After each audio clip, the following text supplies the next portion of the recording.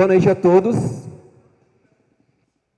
Como tá o pessoal? Tá todo mundo animado? Tá cansado? Como é que tá?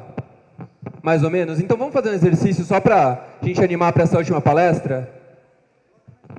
Vem aqui comigo então, Mauro, por favor. Todo mundo em pé, por favor. Vamos lá, é muito simples isso daqui, vocês não vão precisar se preocupar. Sim, por favor, você fica aqui. Estiquem as mãos dessa forma. Estica a mão você também. A outra mão você coloca por cima. A outra por cima. Isso, assim, aperta. Agora você vai rodar ela o máximo que você conseguir para baixo.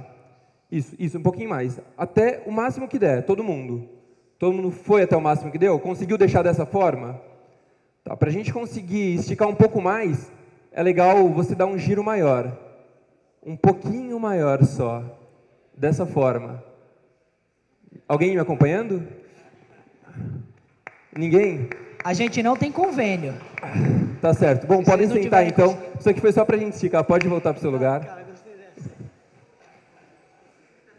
E eu garanto para vocês que essa palestra vai ser inesquecível. Porque, para mim, como é a primeira vez a gente nunca esquece. E para vocês, ou vai ser muito boa, ou eu vou estragar todo o evento. Então, eu queria convidar vocês a me acompanhar desde quando eu era pequeno, eu não tinha ideia do que era mágica, até hoje, que é o meu trabalho. Tudo começou quando eu tinha 5 anos de idade, foi quando eu vi minha primeira mágica na vida. Eu morava num prédio, tinha um amiguinho mais velho, que todo mundo tem como referência, aquele amigo mais velho, e ele chegou com um kit de mágica do Mr. M, que era simplesmente isso, ele pegou um jornal, me mostrou o jornal, não tinha absolutamente nada demais. Todas as páginas, com matérias e tudo mais. Então ele pegou um copo de água e falou que simplesmente ia jogar dentro, como se fosse uma jarra, e ele simplesmente molhou aquele jornal. Para algumas pessoas, é óbvio que tem um cano que passa pela minha manga e vai para um dispositivo lá embaixo no meu pé, mas para mim não era.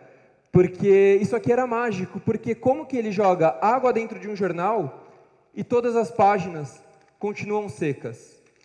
Não tinha lógica para mim, aquilo tinha alguma coisa diferente. Ele virava o jornal e realmente não tinha mais nada dentro, não tinha como ter. Isso me intrigava demais, até que, com um simples estralar de dedo, aquele jornal virou uma jarra e começou a despejar toda a água que ele tinha colocado.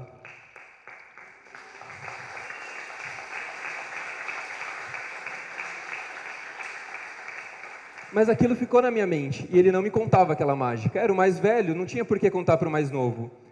E como eu não tinha dinheiro para comprar um kit desse, eu estava em alta, era o Mr. M, era o mágico da época. Então eu deixei isso de lado e segui minha vida normalmente. Quando eu tinha 15 anos, meu tio, ele me deu a oportunidade de estagiar numa empresa fazendo um curso do Senai. Foi engraçada essa história, porque quando eu cheguei lá, eu queria fazer informática, porque era o que estava na moda também, é o que ia dar o futuro. Eu cheguei lá, falei para a moça da secretaria que eu queria fazer informática. Ela olhou para mim e falou, não, tem mecânica e elétrica, você vai ter que escolher. Eu olhei para ela, olhei para os cursos e falei, puta, mecânica e elétrica? Sacanagem isso, né? Elétrica, juro, esse foi o meu pensamento na época. Elétrica é um curso de viadinho. Não vou querer fazer isso. Me bota para fazer mecânica que eu quero sujar minha mão aí. Realmente, o curso de mecânica era um curso que só tinha homem, tinham algumas meninas, eram todas umas graxinhas. Piada ruim, esquece. Mas no final eu acabei fazendo elétrica também. E foi nesse meio tempo que eu tive o meu segundo contato com a mágica. Eu estava passeando pelo Shopping Dom Pedro e encontrei um quiosque de mágica. Nisso, um cara, ele pegou uma caneta normal, e simplesmente enfiou no nariz. Aquilo me intrigou de novo, eu falei, como isso?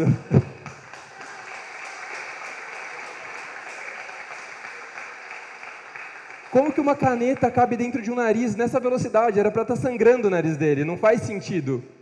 Eu quero aprender a fazer isso. Nessa época eu já trabalhava, então eu fui lá e comprei essa e mais algumas mágicas. Cheguei em casa, descobria como era feito tudo, só que muitas delas me decepcionaram pela simplicidade. Eu não tinha ideia do que era. Eu não tinha ideia que o efeito era mais importante do que o segredo.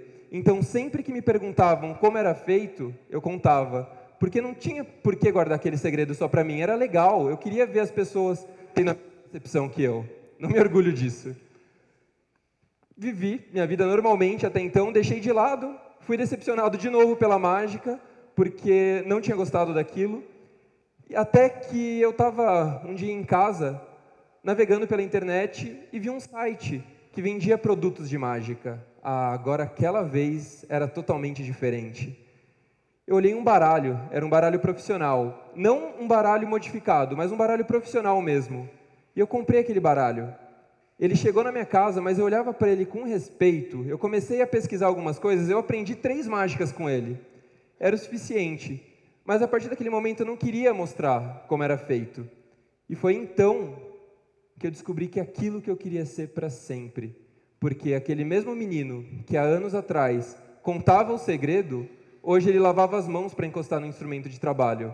Então eu valorizava de uma certa forma que eu não podia mais me ver sem. E as pessoas, elas falavam que não era legal contar, que elas queriam saber e tudo mais. Aquilo que eu também sentia quando alguém fazia uma mágica para mim. Hoje é diferente. Hoje, por exemplo, eu não gosto de aprender uma mágica que eu não vou fazer, porque eu não vejo sentido. Eu prefiro ficar com o encanto da mágica, que é a graça. A partir daí, eu tinha meu baralho, mas eu precisava aprender mais mágicas para ser um mágico de fato. Então, eu comecei a pesquisar vários mágicos no Facebook. Eu achava um, perguntava, me dá um curso, eu te pago, eu vou até a sua casa para fazer esse curso. E eu recebia muitos nãos. Todo mundo achava que eu era um adolescente idiota, se bem que eu já tinha 21 anos. Eu não era mais um adolescente idiota. E eu ia atrás dos mágicos como se fosse um. Eu quero aprender, me ensina, pelo amor de Deus, e ninguém me ensinava. Até que eu encontrei um cara que me falou um sim. Ele me cobrou, eu fui até Salto de Pirapora, que é uma cidade próxima a Sorocaba, de ônibus, peguei uns 4 ônibus para chegar até lá, porque eu queria de verdade. Ele me deu um dia inteiro de treinamento. Eu aprendi várias mágicas. Cheguei em casa, sabia fazer muitas mágicas, mas na hora de apresentar, eu não tinha o retorno que eu gostaria de ter, que eu via os outros mágicos tendo. Porque aí eu percebi que não bastava somente a técnica. Eu precisava ser um artista completo. E o que eu precisava para ser um artista? Eu não sabia. Então eu tive a oportunidade de fazer o meu primeiro show de mágica. Eu faço parte de um grupo de voluntários chamado Rotaract Club, que é um grupo filiado ao Rotary. E lá eu tive a primeira oportunidade de fazer um show de mágica, que era numa creche para crianças de 3 anos de idade. Isso foi em dezembro de 2014. Eu comprei alguns produtos de mágica para se fazer de palco para as crianças. Eu pintei meu rosto, enchi de pancake, fiz um bigode, uma sobrancelha grossa, a coisa mais linda do mundo.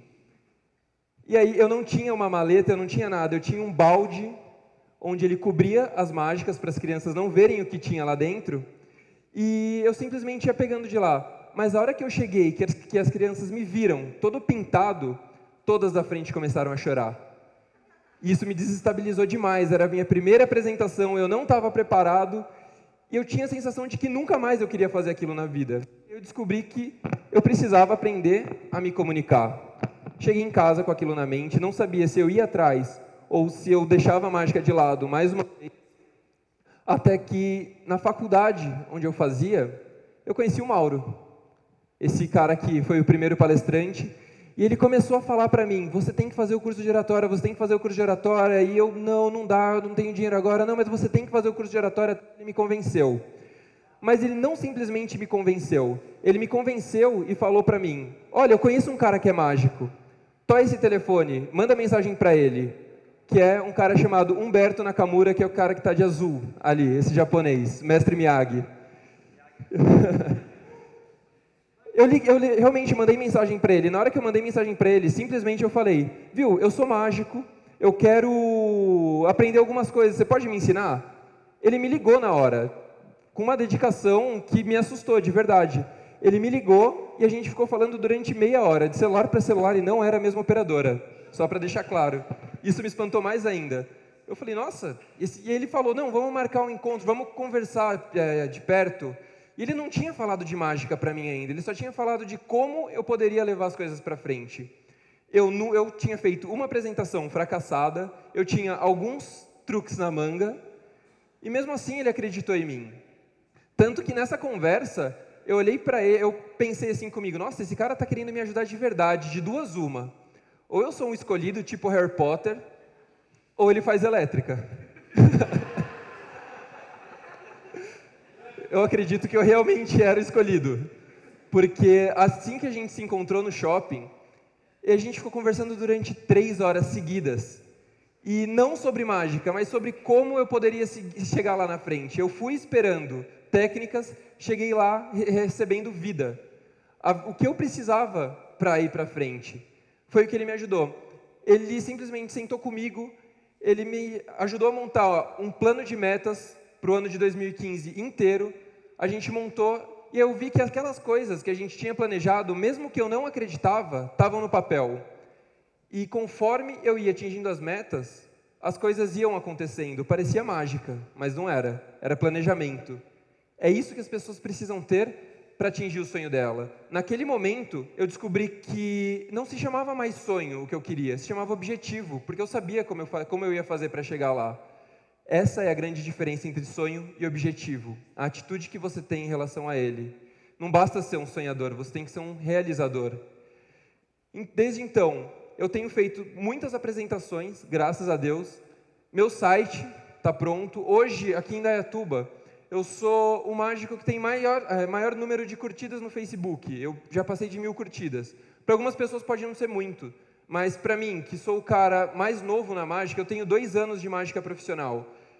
Muitos dos mágicos, quando eu comecei, falaram que com 2 anos eles estavam criando coragem para sair para fazer as primeiras apresentações. E você me pergunta, tá, você falou que fez um monte de coisa, mas aonde de fato você chegou? Bem, esse ano eu já fiz shows para grandes empresas, estilo 3M. Ano passado eu fiz show para Vivo, em diversas ações de marketing. E eu fui campeão esse ano do concurso de mágicas da maior feira que existe aqui no Brasil. Isso aqui em Indaiatuba, coisa que nunca tinha acontecido. Quer dizer, a feira aconteceu em São Paulo, mas eu sou daqui de Indaiatuba, coisa que nunca tinha acontecido. Então, realmente, eu queria deixar essa mensagem para vocês. Porque nós temos sonhos, todos têm sonhos. E, por favor, você pode vir aqui? Palmas para ela, por gentileza. Tudo bem? Pode ficar aqui do meu lado. Então, os sonhos, eles têm tamanhos, assim como essas cordas. Nossos sonhos, eles podem ser enormes. Segura, pode ver, por favor. Eles podem ser pequenininhos. Ou eles podem ser medianos, que é o que a maioria de nós tem. Mas realmente não importa o que as pessoas falem dos seus sonhos. Eles podem ser inatingíveis, podem ser insignificantes ou podem ser normais. Mas, aos olhos do sonhador, todos eles têm exatamente o mesmo tamanho.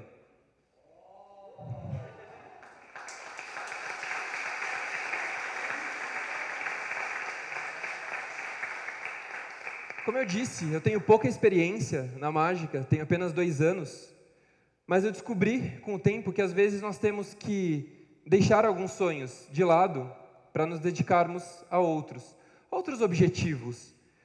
Nem sempre nós conseguimos fazer tudo o que a gente quer. Por exemplo, ou a gente tem que escolher, ou a gente viaja, ou a gente troca de carro, ou a gente estuda humanas, ou a gente estuda exatas.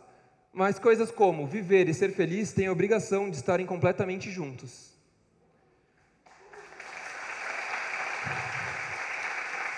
Algumas pessoas, elas podem até tentar te amarrar, de uma forma que você não consiga correr atrás do seu objetivo.